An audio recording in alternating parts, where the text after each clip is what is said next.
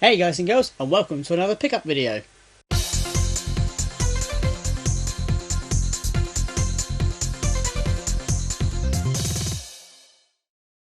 Alright then, here we go. Haven't got a lot to show off today. Much like last time, I've been rather conservative with what I've been buying over the last month and a half or so. But I got myself quite a mishmash of things, so let's not dilly-dally about it, let's get started. First one is a PSP film, and unlike a lot of films that I seem to be buying at the minute, I have actually seen this one, and that is Gone in 60 Seconds. Now, I must admit I do like this film, because basically anything with Nicolas Cage in it is either going to be really good or really shit. There's literally no middle ground with Nicolas Cage films, and yeah, I quite like this film.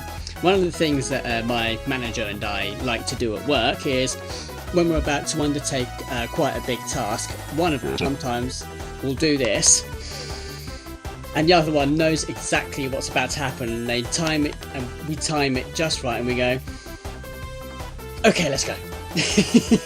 Yeah, that's how much we like Gone in 60 Seconds. So yeah, that's £2.50, not too bad. The guy that sold it to me, he couldn't be bothered to take it out of the protective wrapping, so yeah, not that I mind. Right, next up, got ourselves a Nintendo 3DS game, and that is, hang about, Puzzle and Dragons Z and Puzzle and Dragons Super Mario Bros. Edition. Now, I played the demo of this, and I must admit, I found it quite enjoyable. It seemed to be what I could tell, RPG cross Candy Crush sort of columns type game sort of situation.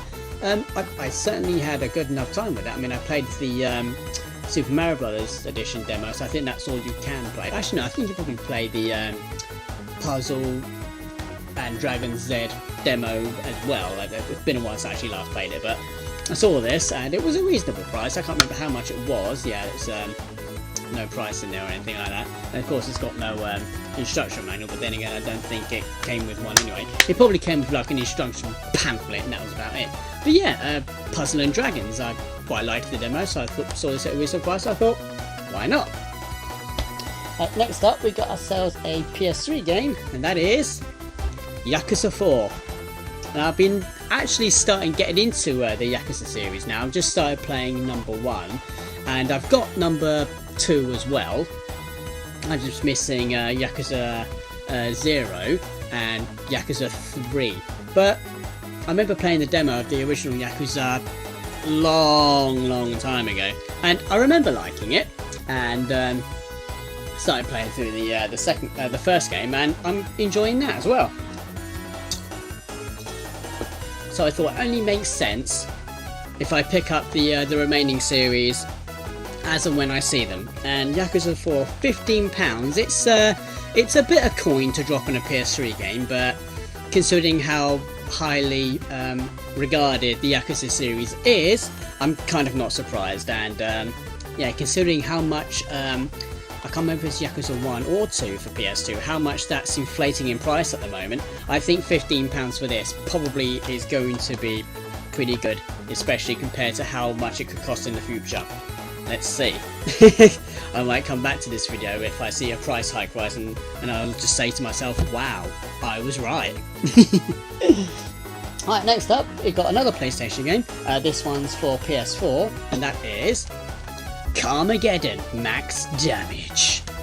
I remember playing the PC version of Carmageddon long time ago, and yeah, I kind of enjoyed it. And as a result of that, I went out and bought Carmageddon for the PlayStation and the N64. Yeah, not the best of conversions there, but they are what they are. You know, nothing we can do about it. However, I saw Carmageddon Max Damage. I can't remember how much it cost me. I think it was only like 10 or something like that. It was quite cheap. And I thought to myself, well, I'll give it a go, because, you know, I remember enjoying Carmageddon on the PC.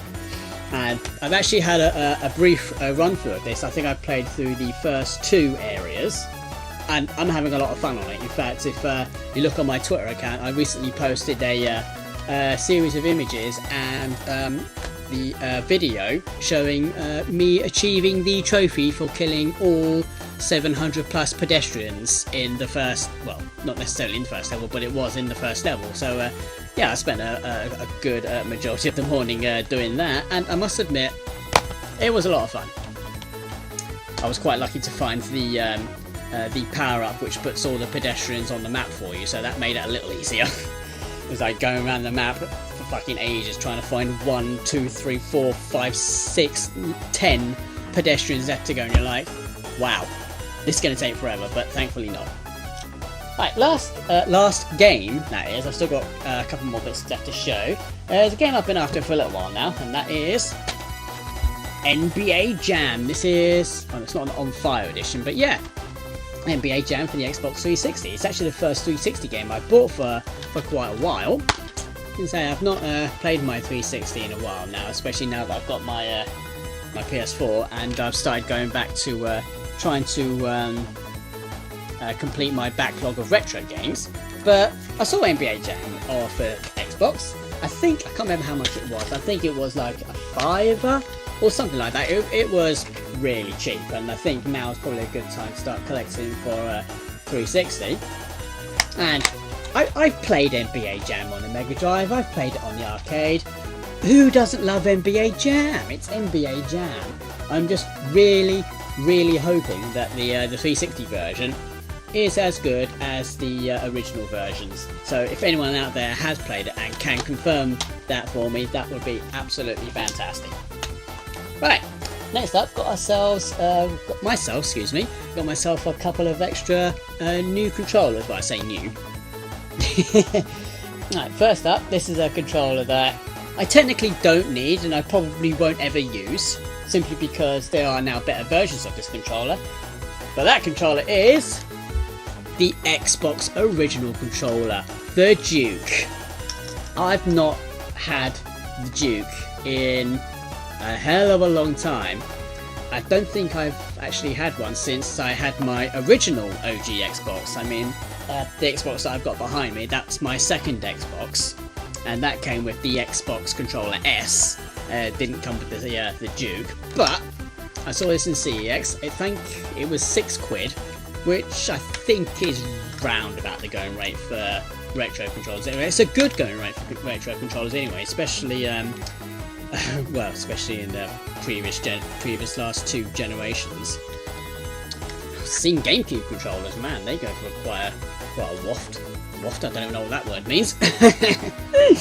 Yeah, they go for quite a whack, and to see an Xbox controller for £6, the Duke, I thought to myself, yeah, fuck it, I'll pick it up. It might be comfortable to play with, I'm not quite sure. I mean, I can't remember, it's been a long time since I last played with Duke, so don't take that the wrong way. Played with the Duke, come get some.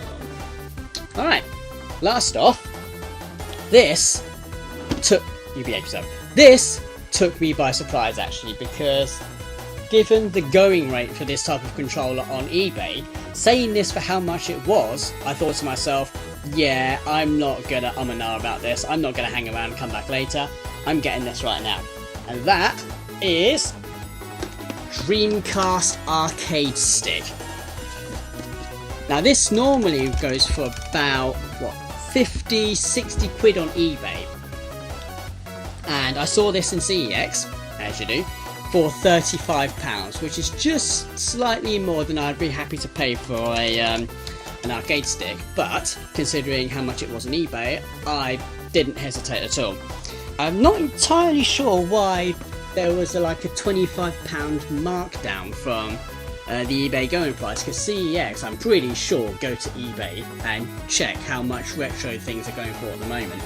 But my only theory is that CEX generally sort of blanket prices retro arcade sticks as £30 to £35, and I'm assuming that's what they did with the Dreamcast. I didn't even bother to check how much it was, which, you know, as far as I'm concerned, my gain.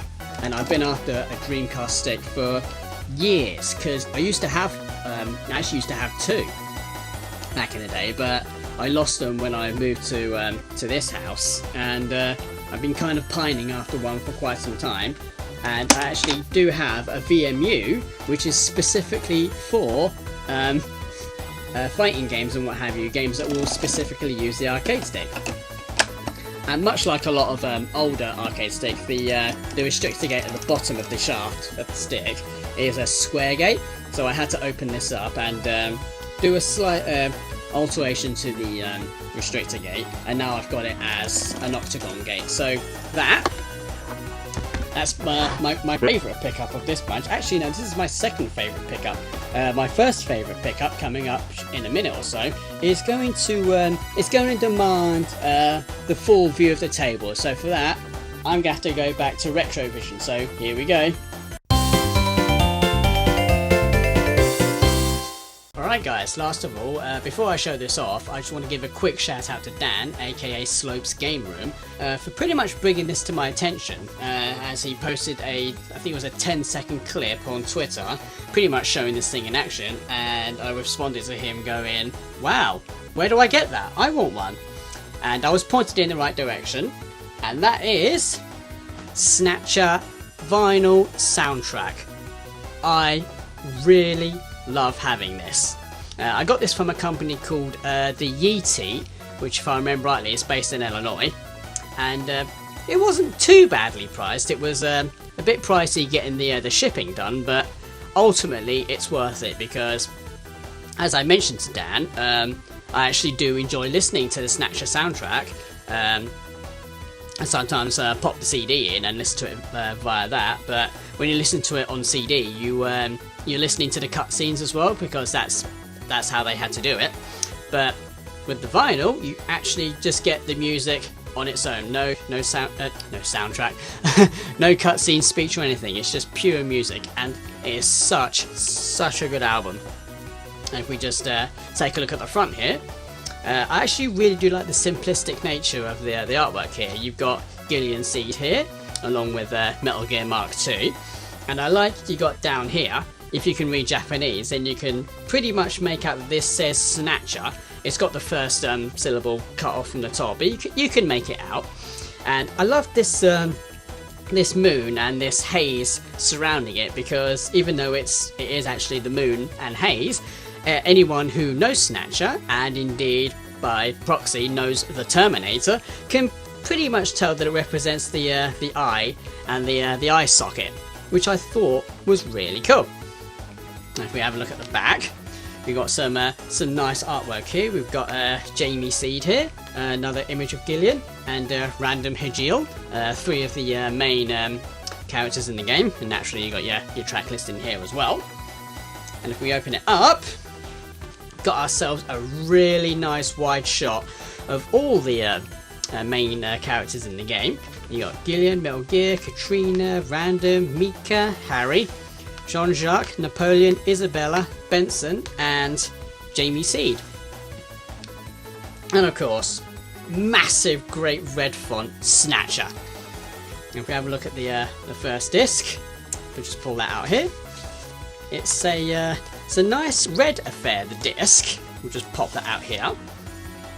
It's got the little splotches of black here, which are quite popular with discs at the moment, it seems, especially if you get them from Data Discs, which is really cool, by the way. You should check that company out as well. They do some really awesome Sega soundtrack vinyls at the moment, if you don't already know.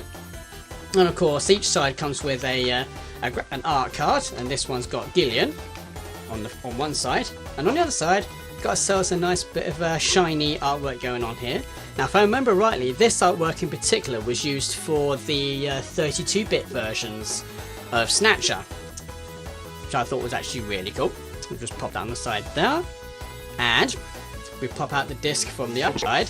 This is pretty much the same deal, except this disc in particular, I'm assuming each disc is unique in its pattern, and this one's got more emphasis on the black splotches. Thankfully, that kind of thing doesn't seem to have affected the quality of the disc itself, so that's really cool.